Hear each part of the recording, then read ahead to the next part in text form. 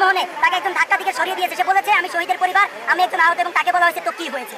আমি জবাব চাই, একজন আহত এবং শহীদ বুক পাইতে দিচ্ছি, আমার পায়ে গুলি আমি আজকে পাই না, হাত পাই না, আজকে হাত পাই আমার কাজ নাই, ওনাদের এখান থেকে কোনো সহযোগিতা আমি পাইনি। আমি সকাল 12টা বাজাইছি, আমি এই জায়গায় ঢুকছি, আমাদের এদিকে ঢুকতে দেওয়া নাই, আমি আমার স্কুলে যাইছি, আমাদের গ্রামের স্কুলে আমরা 4টা দিকে আসবেন এই জায়গায়, এত হলো আইসেন কেন, আমাকে ব্যাগ গেলে আমার ব্যাগ রাখতে দেয় না, পরে আমি রোজ সারাদিন কাটাইছি, কাটানোর পরে আমার এটি ধোয়ার পরে আমরা বাইরে গেলাম, আমাকে আহত কোনো খোঁজ নেই। আমি ঢাকা যাত্রাবাড়ি থেকে আহত হয়েছি, এখানে গোলাগড় নদীতে থাকি, তো আমাদের এখানে সবাইকে আহতদের নিয়ে এখানে টিচার পার্টি করা বলা হয়েছে এনসিপি থেকে, কিন্তু এখানে আহতদের জন্য আহতদের সাথে অনেক খারাপ বিহিত এবং অনেক লাভ ব্যবহার করছে, আমাদের ঢুকতে দেয় না, আমাদের যে যারা আমাদের নিয়ে কাজ করছে তাদেরও এখানে কোনো কথা বলতে দেয় না।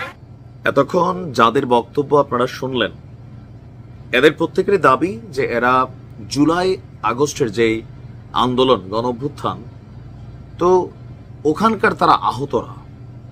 আর এই বক্তব্য যারা দিলেন এরা প্রত্যেকে হচ্ছেন ভোলার বাসিন্দা বা জনগণ, এবং ভোলার আশেপাশে চরফেশন আর বিভিন্ন জায়গায় অনেকে ঢাকা থেকে আসছেন।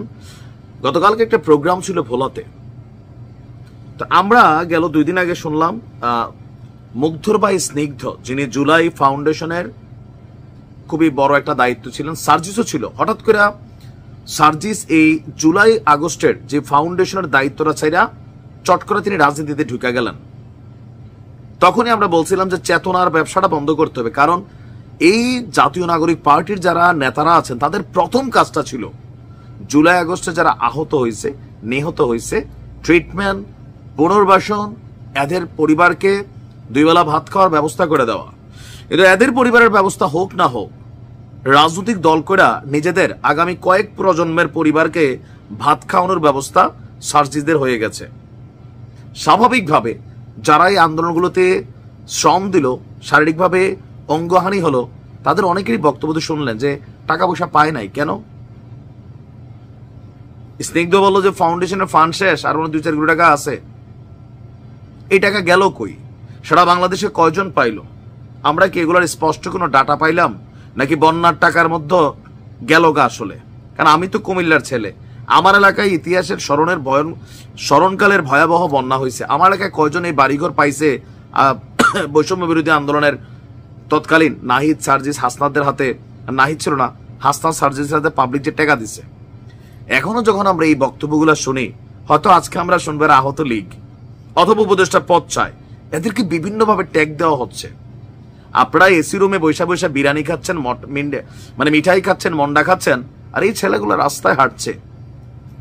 কথায় কথায় খালি আবু সাইদের মূর্তি বানাইতে আপনাদের পয়সার অভাব হয় না, কিন্তু আবু সাইদের পরিবারের খবর নিতে আপনাদের পয়সার অভাব হয়। আমার কথা না, আবু সাইদের ভাইয়ের কথা।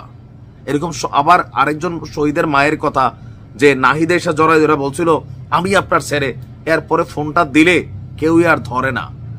এরকম গল্প যখন আসে, আমরা কি মানে সারাদিন পাপা পাপা পাপা করা কয়েকজন নেতার কথা বিশ্বাস করব, নাকি এদেরই বিশ্বাস করবো, নাকি এরা আসলে বাটপার যারা এরকম বক্তব্য দিচ্ছে?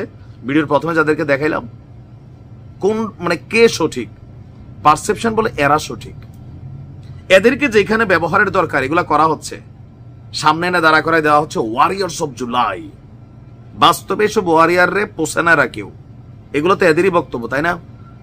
চেতনার ব্যবসা সবাই কিন্তু করে।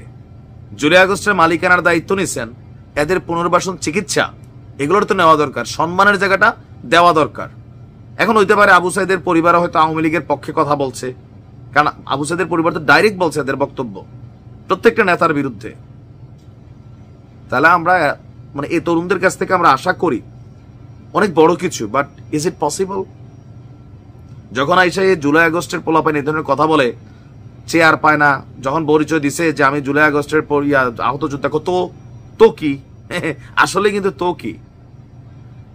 কজন মানুষ টাকা পাইছে, কারা পাইছে, কি পাইছে না পাইছে নিজেরও জানি না, বাট আমার কাছে এগুলো মনে হয় যে একটু পরিষ্কার হওয়া দরকার। এখন এরার পরিচয় নিয়ে একটু পরে হয়তো আবার নতুন নিউজ হবে, কারণ আমাদের নেতা যারা আছেন কথায় তো এক একটা উস্তাদ। চেতনার ব্যবসা বন্ধ করে এদেরকে প্রকৃতভাবে পুনর্বাসন করুন, সম্মান দেন। সম্মান, রাজনীতি করতে আসছেন, অসম্মানিত হবেন বিভিন্ন জায়গায়, অলরেডি চলছে কিন্তু খেলা। ভালো থাকুন।